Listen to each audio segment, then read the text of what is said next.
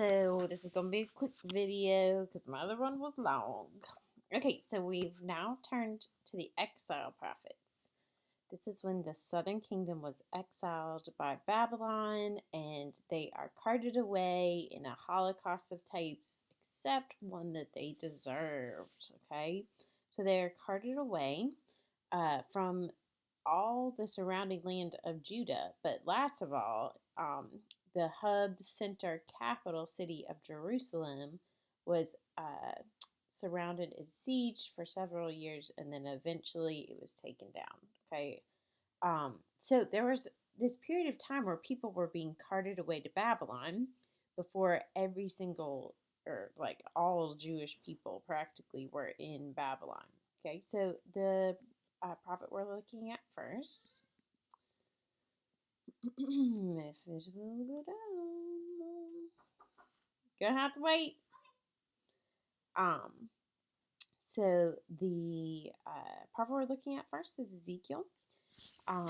He was one of the group that, as a 30-year-old, he was carted away and was planted in this foreign land of Babylon, and has to figure out how to survive and all of that. But God calls him to be a prophet to the people that are living down by this river as refugees in this foreign land with different language, different culture. And then there's still a whole bunch of these Jewish people that are still left in the main city of Jerusalem that it hasn't totally been taken down yet. Um, so some of the refugees, some of the exiles there, they're like thinking maybe they could run away from their Babylonian captors, and they're like, maybe we'll sneak back home and rebel against the Babylonians. Okay, so anyways, while Ezekiel was down by that river one day, he has this vision of God. Okay, and God doesn't look like this to him at the time of the vision. He looks like the next one.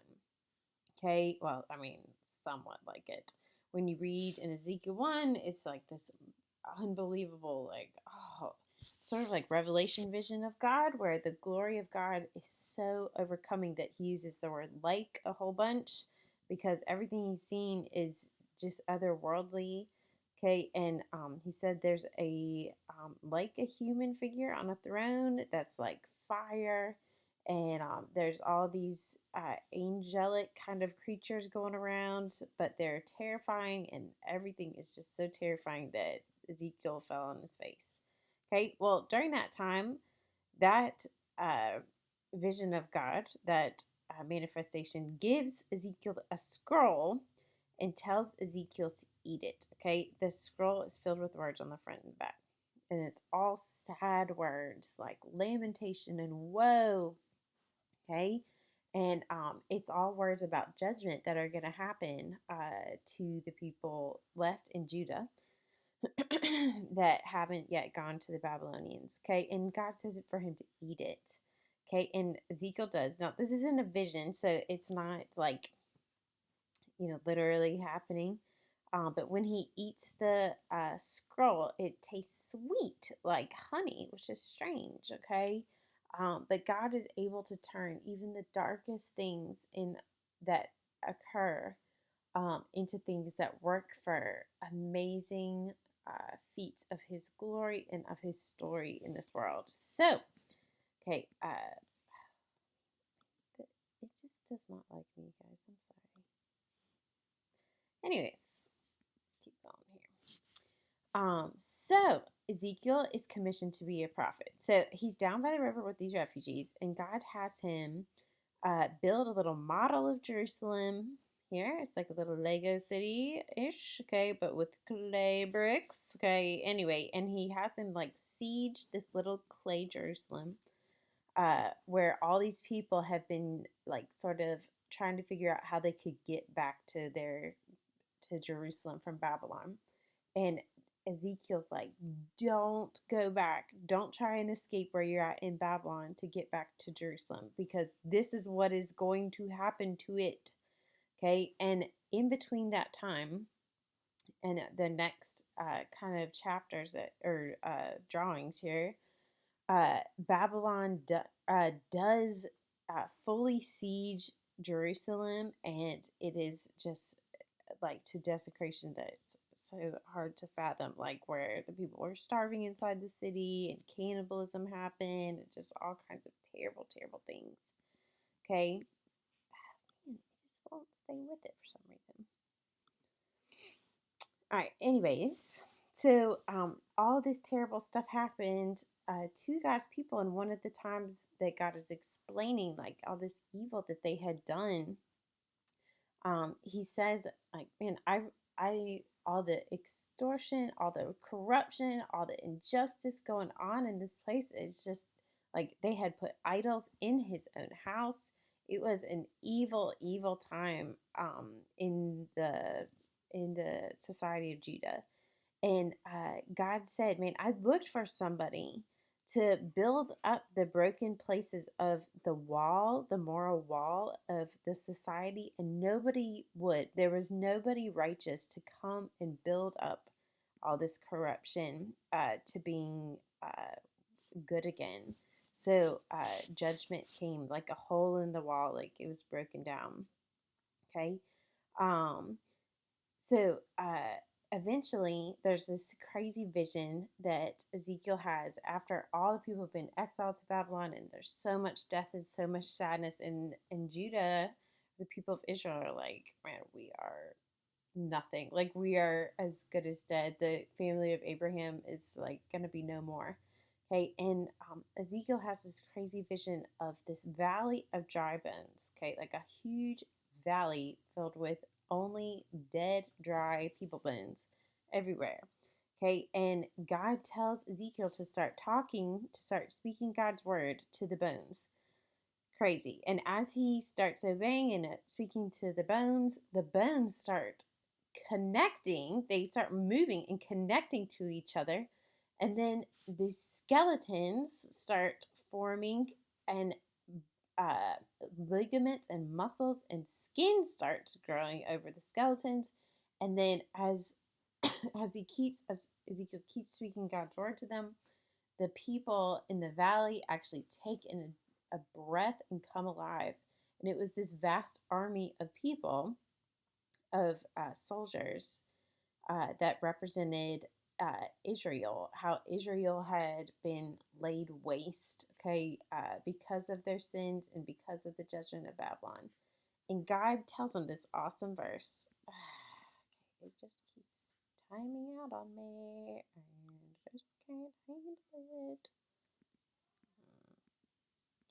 Okay, it tells them this awesome verse. He says, dry bones, listen, look, I'm going to put breath into you and make you live again.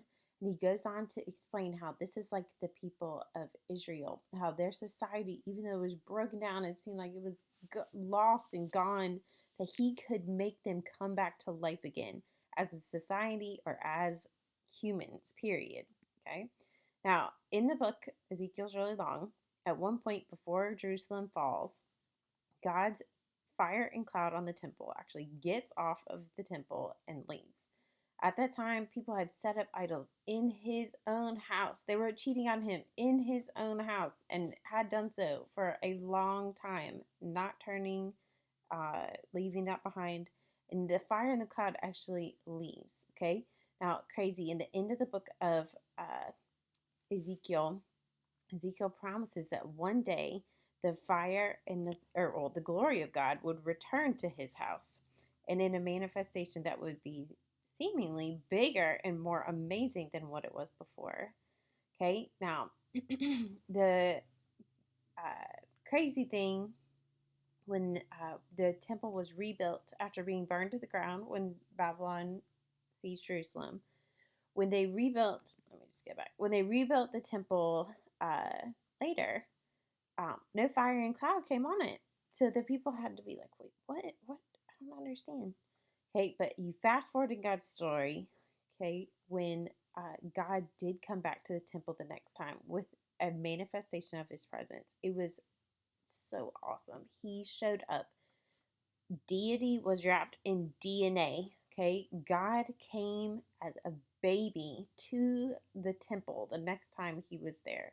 Okay, he took on human flesh so that we could have a high priest that would stand in the broken places for us, that he would build up our wickedness, he'd build up our brokenness into being righteous, and that his presence would never leave us or forsake us. It's killing me, you guys. It's killing me. Okay, so uh, that person is the resurrection and the life. You've heard of him. It's Jesus. Okay, he, the Lord, through all of the Bible, is the one who gives us hope of bringing us back from the dead again. Okay, and that was definitely hinted at in the dry bone story. Definitely recommend you guys reading it in Ezekiel 37. Okay, all right. Real fast, Daniel is probably your most familiar prophet. He's young. He's probably your age when his life entirely falls apart, and he is one of the group that gets rounded up by the Babylonians, and is carted away. He's young. Okay, him and his friends are young and smart, and they get recruited into the Babylonian government. Don't want to waste his brains or his good looks or any of that. And so they tried to indoctrinate him in all of the Babylonian things. But Daniel and his three friends resolved together to not defile themselves with the Babylonian morals, okay, because they were not God's morals. We're just going to go quickly here. Okay, Nebuchadnezzar, one of the kings, has this dream about a statue that we've talked about in class, and it stands for the different world powers that are going to come over time. And in this dream, this statue gets smashed by this rock that hits it, that then the rock grows and fills the entire earth. Okay, the rock comes and hits the feet, so it's after the feet. Okay, the fourth world power. Okay, and if you remember in Jesus' life, he talks about on this rock I will build my church. Okay, and that's a reference that Jesus' kingdom doesn't ever pass away, and it outlasts the kingdoms of men. Okay, so you also have the story of the fiery furnace in Daniel, where the three friends of Daniel's somehow not around in the story. The three friends refuse to bow down to the idols of this world power system, and they get thrown into the fire. But God is able to save them, and this is what they say before they're thrown in. They say, "If we're thrown into the blazing furnace, the God whom we serve is able to save us. But even if He doesn't, we'll never serve your gods." Okay, and it's a great balance. Like God is able to, he may not choose to, but that won't change our loyalty. We will stay loyal to him even if he takes our life. Okay, and God, just going back, you can see how God does rescue them, and he supernaturally is Lord, like over even the details of the ropes burn off, but their hair is not burned, their clothes are not burned. It's amazing story to go back and read. I encourage you to read through the book of Daniel. Um, and so you see God's sovereignty in the sufferings that we face, that He is able to protect us, and we trust Him for the times when He does not choose to intervene, and He lets us experience sufferings in this world. Okay, there's also the story of a handwriting on the wall under a really godless king that had seen God do a whole bunch of stuff under Nebuchadnezzar, but ignored it and just lived a very pagan, worldly lifestyle. God put judgment, literally the word judgment, or the equivalent of it, on a wall with this like strange looking hand. Okay, and the only one that could interpret the writing that it was in was Daniel. Okay, and that very night, Babylon falls to the next world power, Persia.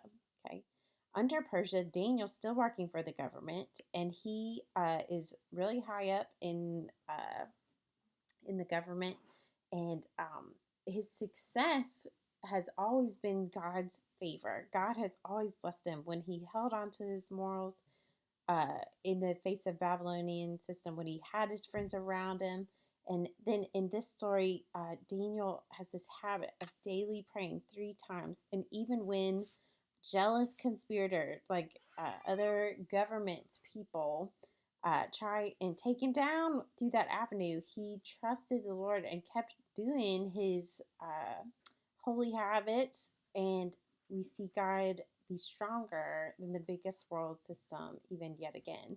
In a terrifying lion den, uh, he sustains Daniel, even as an old man, for following him. And last but not least, the God quality is that God is an able Savior. He is able to save us, and we also trust Him when He lets suffering happen to various degrees that just grieve us. Like if you think of Daniel lost his family and he was exiled, he experienced those pains, but then God did supernaturally protect him in other ways, in ways that are undeniable. So, okay, that's our video for today.